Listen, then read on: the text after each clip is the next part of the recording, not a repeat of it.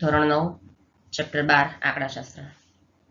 આ ચેપ્ટરમાં આપણે મુખ્યત્વે આલેખ પર સમજવાનું છે. આલેખનું જ છે. એટલે આલેખ કોને કહેવાય કે માહિતી હોય એની ચિત્રાત્મક રજૂઆતને શું કહીએ છીએ આપણે? આલેખાત્મક રજૂઆત. મેઇનલી આપણે આમાં શું ભણવાનું છે? લંબ આલેખ, સ્તંભ આલેખ અને આવૃત્તિ બહુકોણ વિશે આ ચેપ્ટરમાં છે. કઈ 3 વસ્તુ આપણે ભણવાની છે આમાં? એક છે લંબ આલેખ. શું છે?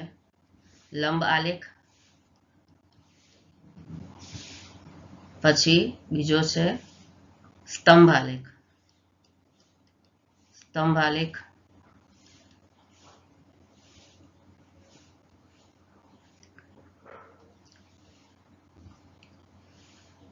અને ત્રીજું છે આવૃત્તિ બહુકોણ.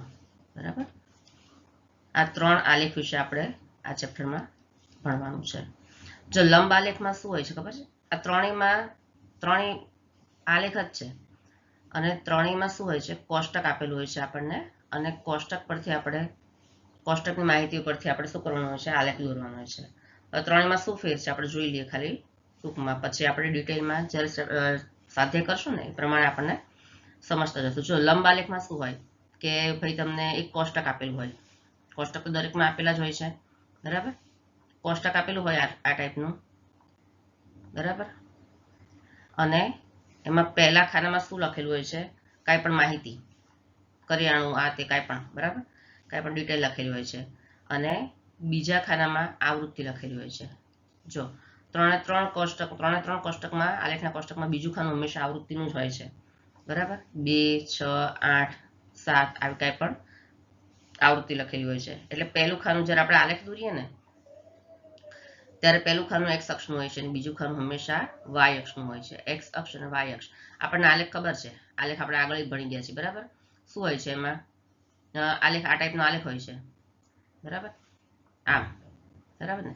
આ હોય છે x અક્ષ અને આ હોય છે y અક્ષ. બરાબર? આ રીતે દરેક આલેખ હોય છે. x અક્ષ, આ x અક્ષ હોય છે અને આ શું હોય છે? y અક્ષ. y dash, x dash, y dash, આવી રીતે. બરાબર? અને એમાં આપણે પહેલા ખાનાની માહિતી x અક્ષ પર લખતા હોઈએ છીએ અને બીજા ખાનાની માહિતી y, એટલે આવૃત્તિ જે હોય આપણે y અક્ષ પર લખતા હોઈએ છીએ. બરાબર? પછી હોય છે સ્તંભ આલેખ. તો સ્તંભ આલેખમાં શું હોય છે? સ્તંભ આલેખમાં પણ કોષ્ટક આપેલું હોય છે. આવી રીતે કોષ્ટક આપેલું હોય છે. બરાબર? અને એમાં પણ શું હોય છે? પહેલા ખાનામાં વર્ગ આપેલો હોય છે કે જેને આપણે x અક્ષ પર લખીએ છીએ અને બીજા ખાનામાં આવૃત્તિ આપેલી હોય છે. પહેલું ખાનું શેનું હોય છે? વર્ગ. અને બીજું ખાનું આવૃત્તિનું હોય છે. આવૃત્તિ. વર્ગ એટલામાં કેવી રીતે વર્ગ હોય છે? ધારો કે 2 થી 4, 4 થી 6, 6 થી 8, બરાબર? 8 થી 10, એવી રીતે વર્ગ આપેલો હોય છે. અને બીજા ખાનામાં પણ સેમ આવી રીતે આવૃત્તિ આપેલી હોય છે. 2, 6, 8, 7, 5. બરાબર? તો પહેલું ખાનું વર્ગનું હોય તો એ આપણે x અક્ષ પર અને બીજું ખાનું આવૃત્તિ હંમેશા y અક્ષ પર લખવાની હોય છે.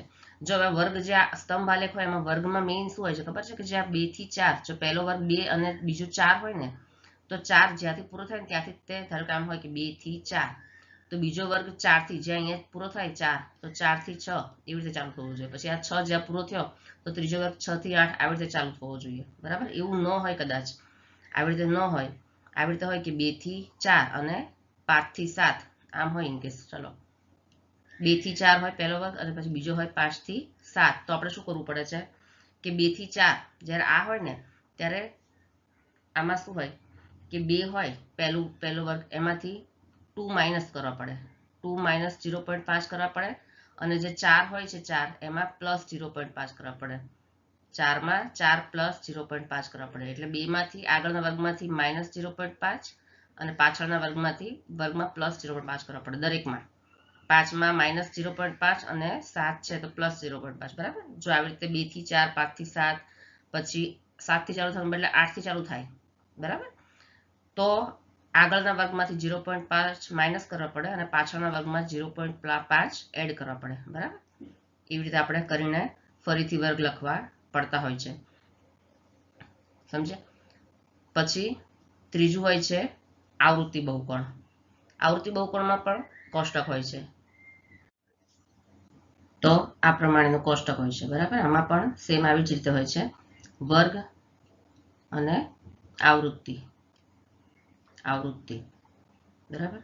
જો પણ આમાં શું કરવાનું હોય છે, વર્ગ પરથી આપણે મધ્ય કિંમત શોધવાની હોય છે બરાબર. એટલે ત્રીજું ખાનું આપણે બનાવી દેવાનું હોય છે, મધ્ય કિંમત એ શોધીને પછી આપણે શું કરવાનું હોય છે, આલેખ એનો બનાવવાનો બરાબર.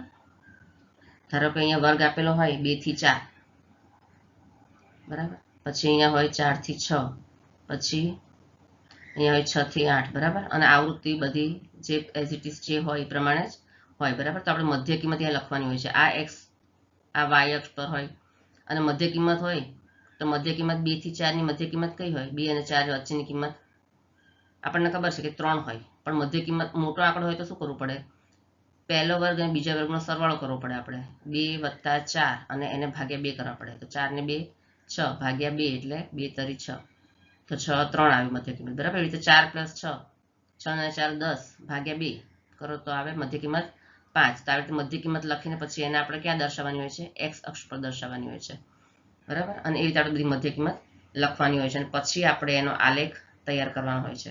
જો લંબ આલેખ, સ્તંભ આલેખ અને આવૃત્તિ બહુકોણ આ બધામાં ખાલી આપણે જોઈ લઈએ કે કેવા ટાઈપના હોય છે. લંબ આલેખ કેવા હોય છે, લંબ આલેખ આપણે કેવી રીતે દોરીએ છીએ, ધારો કે આલેખ છે તો એક આલેખ દોર્યો, અને એમાં જે આલેખમાં એક એક બ્લોક છોડીને પછી આપણે આલેખ દોરવાનો હોય છે બરાબર. આ રીતના આલેખ દોરવાનો હોય છે. લંબ આલેખમાં એક એક બ્લોક છોડીને આપણે આલેખ દોરતા હોઈએ છીએ. પછી સ્તંભ આલેખ કેવા દેખાય છે, આપણે ખાલી કેવા દેખાય છે એ જ એક જોવાનું છે. આપણે શીખશું આપણા આગળ જ્યારે ચેપ્ટર કરશું ને એક્સરસાઇઝ ત્યારે આપણે કરશું. સ્તંભ આલેખ કેવા હોય છે, તો જોઈન્ટ હોય છે, બધા એકબીજા સાથે જોઈન્ટ હોય છે. આ અહીંયાથી પૂરો થયો આપણે જોયું 2 થી 4 4 થી 6, તો જ્યાંથી પૂરો થાય ત્યાંથી બીજો આલેખ ચાલુ થાય છે. આવી રીતે એકદમ જોઈન્ટ હોય છે સ્તંભ આલેખ, આ ટાઈપનો હોય છે. અને આવૃત્તિ બહુકોણ કેવા હોય છે આલેખ, એક્સ અક્ષ અને વાય અક્ષ હોય, તો ધારો કે આવી રીતે આમ આમ આમ આમ આમ બરાબર. આ ટાઈપના આલેખ હોય છે સ્તંભ આલેખ, સોરી આવૃત્તિ બહુકોણ બરાબર. એટલે આટલા આપણને જોઈને જ ખબર પડી જાય કે આ લંબ આલેખ છે બરાબર, આ સ્તંભ આલેખ છે અને આ આવૃત્તિ બહુકોણ છે.